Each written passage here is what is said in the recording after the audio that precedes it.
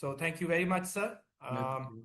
So we will move towards our last speaker. Our last speaker is Mr. Muhammad Adil, who is the first secretary at the Embassy of Pakistan in Brussels, to share his thoughts. Over to you, Adil Saab. Thank you, Kaushal. I hope I'm audible. Yes, Adil Saab, please go ahead.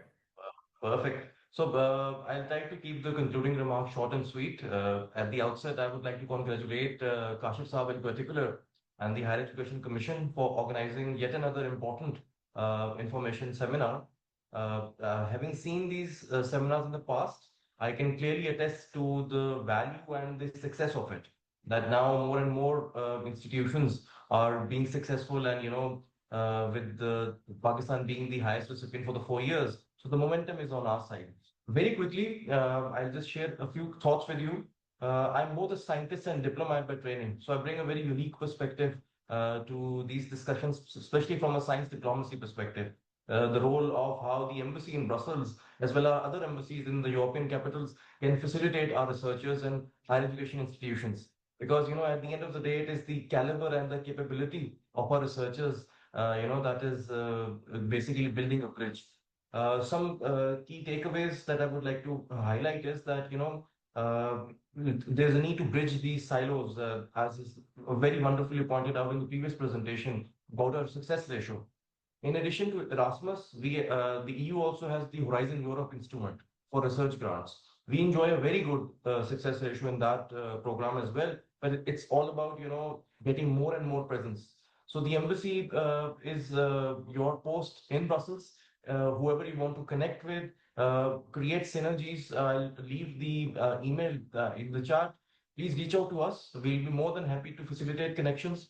Already within Belgium, the University of Ghent, we have got several hundreds of Pakistani PhDs who are studying here. So there's an ecosystem that is present.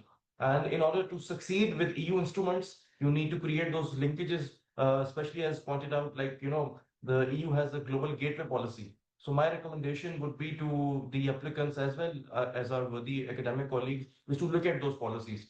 Anywhere where we can bridge the gap, because being in Brussels, we look at these policies very closely. So when EU is coming up with those instruments like the Global Gateway, as well as, talent pool and other instruments, by linking your applications to those particular policies would really help you be successful.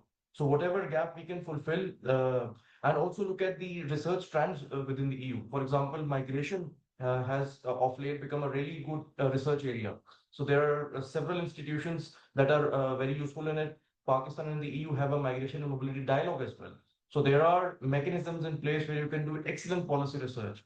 Other than that, because of the green transition, health, those key pillars will also be very relevant to your research area. So in essence, the idea is that, you use this information, the science part of it and the diplomacy part of it as an enabler in your applications. So once again, really thankful to the Higher Education Commission for yet another important information seminar, especially to the academic colleagues. It is always wonderful to see the caliber and the capability of our people, and looking forward to creating synergies in whatever capacity we can. Thank you so much, sir.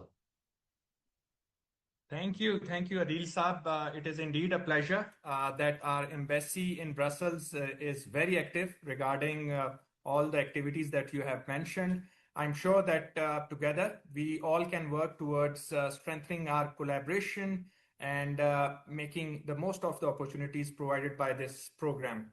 So with this, we come to the end of today's Erasmus Plus information session.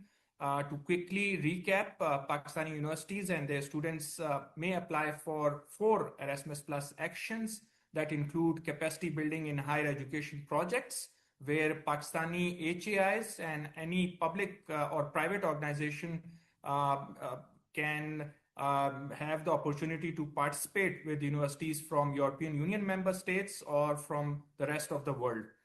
The second action is about international credit mobility, where again Pakistani HAIs must sign inter-institutional agreements with the European higher education institutions for mobility.